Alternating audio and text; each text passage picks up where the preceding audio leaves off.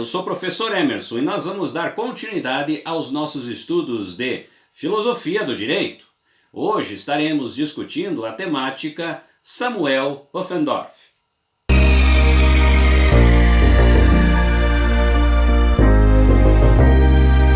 Prezados alunos, é um grande prazer estar aqui novamente com vocês e nós vamos então dar continuidade aos nossos estudos de Filosofia do Direito. Hoje estaremos discutindo o teórico Samuel Pufendorf. As contribuições do texto hoje são do professor Eduardo Bittar, que vai trazer diversas informações importantíssimas sobre esse importante teórico da filosofia do direito. Vamos então ao nosso primeiro slide. Samuel Pufendorf, 1632-1694. Jurisfilósofo alemão, discípulo de Grócio, lecionou na Universidade de Heidelberg, na qual foi o primeiro professor de Direito Natural e das Gentes. Suas principais obras foram Elementos da Lei Universal, 1660, e da Lei da Natureza das Nações, 1672. O autor chegando a ser consagrado ao final da sua vida como Barão Samuel von Pufendorf. Desenvolve um justnaturalismo que revela fortes influências recebidas de Grotius, Hobbes e Descartes, e que se encontra na emergência histórica do nascimento do Estado moderno. Pufendorf não somente vivenciou a Guerra dos 30 Anos, como viu o nascimento da chamada Paz de Westfália, evento que muito marcaram sua constituição como indivíduo e o levaram às suas reflexões sobre o direito natural, deveres humanos, paz e guerra. Reduzido a um mero justnaturalista, o grande jurisconsulto saxão do século XVII escreveu diversas obras de direito público e direito público eclesiástico, tendo como uma das características principais de seu pensamento a complexidade. É importante nós pensarmos que nessa perspectiva de Pufendorf, nós temos basicamente uma importante informação aqui que começa a ser constituída dentro dos seus preceitos teóricos. Pufendorf considera o direito natural um saber distinto da teologia e do direito civil. A partir dessa característica, seus pensamentos vão ser voltados a essa relação, pensar o direito de uma forma diferente, a partir da própria composição da filosofia, trazendo então, a partir desse processo, uma racionalidade que vai efetivamente ajudar a pensar essa característica distante da teologia e distante de uma perspectiva dogmática do direito civil, ou seja, uma nova forma de interpretação do direito. Vamos então ao nosso próximo slide. Ao explicar seu método de reflexão, Pufendorf evidencia sua adesão ao método das ciências matemáticas e ao raciocínio indutivo, o que o aproxima de Hugo Grocio.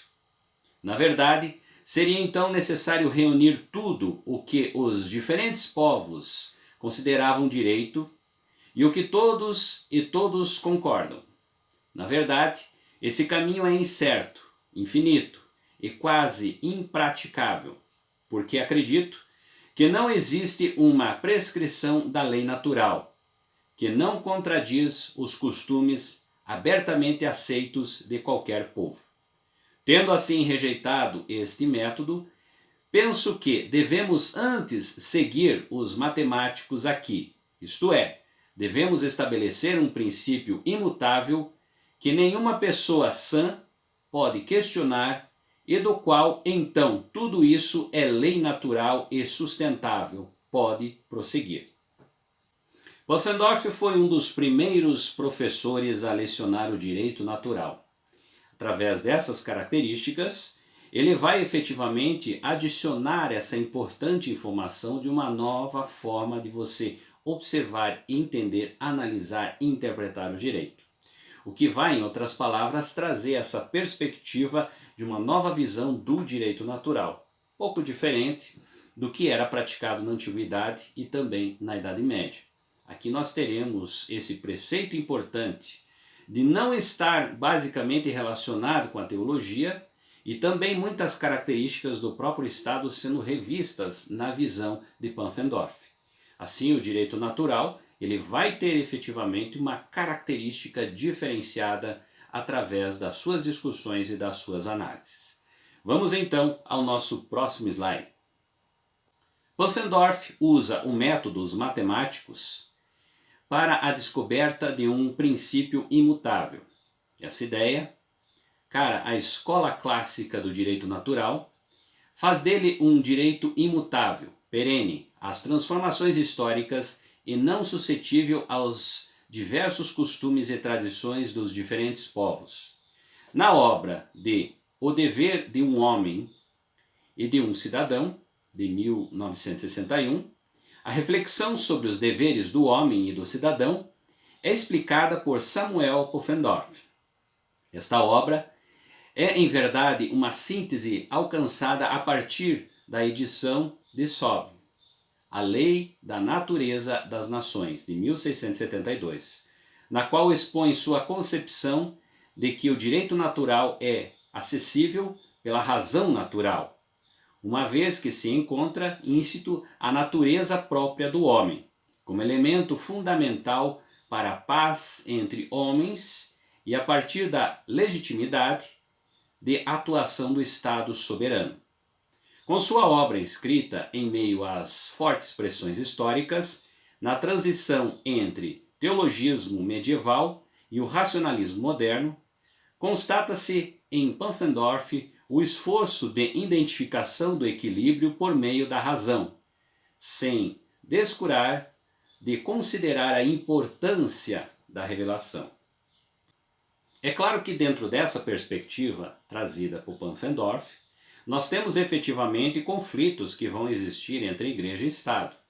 A partir dessa nova relação, dessa nova interpretação e preceitos que vão ser condicionados a partir de uma interpretação diferenciada daquilo que já se trazia até mesmo da própria Idade Média e também da própria influências da Antiguidade, percebemos que aqui nós temos uma leitura diferenciada, onde a racionalização, onde a razão, ela vai, em outras palavras, trazer preceitos novos aí, aos quais serão identificados, né, numa perspectiva de uma prática do direito. Percebo vocês que nós temos um viés diferenciado. Então, volto a afirmar, esses conflitos eles vão se intensificar a partir dessas relações teóricas aqui trazidas por Pufendorf. Vamos então ao nosso próximo slide.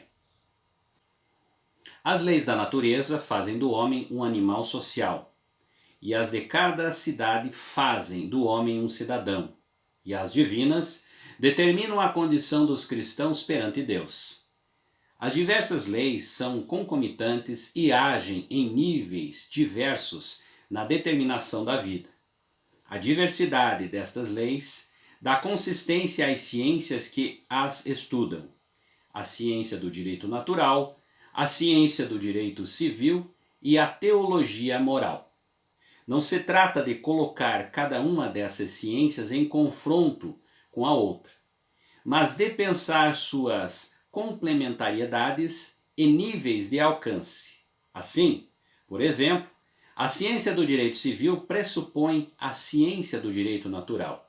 Então, Pufendorf pode dizer que pode-se facilmente descobrir não só as fronteiras e limites exatos que distinguem o direito natural, conforme o definimos a atividade moral, mas pode-se igualmente incluir que o direito moral não é, de modo algum, incompatível com as máximas da perfeita divindade.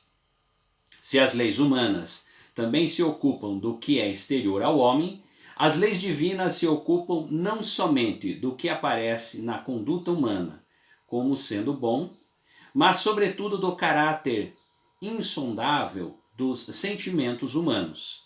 Se a moralidade interior é algo do divino, a separação das tarefas do Estado deve estar orientada no sentido de conduzir uma comunidade à paz social. Percebam vocês que a visão de Pufendorf não é efetivamente destruir ou acabar com qualquer outra forma teórica da própria aplicabilidade do direito. Nesse sentido, grande parte do pensamento dele é através de um diálogo que você tem sobre as diversas formas e interpretações do direito trazidas a partir de uma nova perspectiva, claramente pela própria defesa da teoria dele. Mas ao mesmo tempo, ela faz-se referência entendendo que vários outros aspectos e outras teorias também são importantes como referência para aquilo que vai efetivamente se trazer como novo através de uma característica teórica. Ou seja, toda a teoria se constrói em função da própria crítica a outro processo existente. Um princípio básico que nós temos aqui do próprio pensamento da filosofia. Vamos então ao nosso próximo slide. As leis naturais são aquelas que estão de acordo com a natureza sociável do homem. De uma sociedade honesta e pacífica, não poderia se manter entre a humanidade sem elas. Donde que isto pode ser buscado? Seu consentimento adquirido pela luz daquela razão, que nasce com todos os homens, por uma consideração da natureza humana em geral. O homem entrega a pura condição natural na visão de Pufendorf. Está reduzida a pouco mais que um animal. Só ele é mudo, desprovido de proteção, está em luta com outros animais, sem auxílio, entregue a um autoabastecimento rudimentar, até que a morte advenha. A comunidade dos homens é, por isso, fundamental. Deve-se então seguir-se que qualquer vantagem que acompanhe a vida humana será devida à ajuda mútua que os homens dão uns aos outros.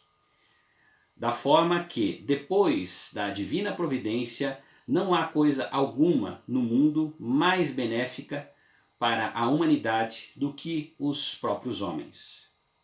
Mas a humanidade é também seus apetites, e estes são a causa de muitas irracionalidades, entre as quais encontra a guerra. Afirma Pufendorf, os homens são mais capazes de causar mal uns aos outros do que os irracionais. Por isso, o direito natural é uma lei de garantia da sociabilidade. Assim nós temos então essa característica do pensamento de Pufendorf, entendendo que o direito natural a partir da racionalidade, essa influência da racionalidade, seria, em outras palavras, uma característica nova dessa interpretação. Desprovida de preceitos teológicos ou até mesmo de aspectos já tradicionais dentro do pensamento do Estado, você teria uma forma diferenciada, pregando através dessa perspectiva da importância das comunidades, a característica da prática desse entendimento das ações a partir da racionalidade. Entendemos aqui que é uma nova forma que você tem de interpretação dessa característica tão importante que é a relação do entendimento do direito, como um processo regulador da sociedade. A todos vocês, espero que tenha contribuído aqui as informações para conhecermos um pouco melhor sobre esse grande teórico da filosofia do direito, o jurisfilósofo Pufendorf. Nos encontramos então na nossa próxima aula.